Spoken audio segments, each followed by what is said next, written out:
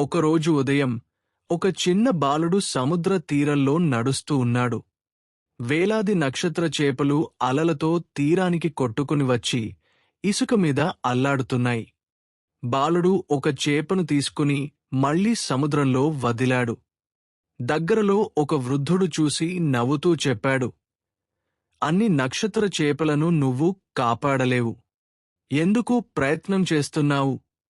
బాలుడు చిరునవ్వుతో మరో చేపను తీసి సముద్రంలో వదిలి అన్నాడు, నేను అన్నింటినీ కాపాడలేనేమో, కాని ఈ ఒక్కదానికి మాత్రం జీవితమిచ్చాను.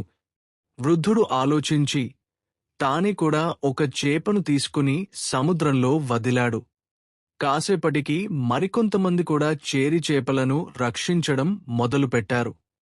ఇంకా వేలాది చేపలు ఉన్నప్పటికీ ఆ తీరంలో ఇప్పుడు ఆశ కూడా పుట్టింది.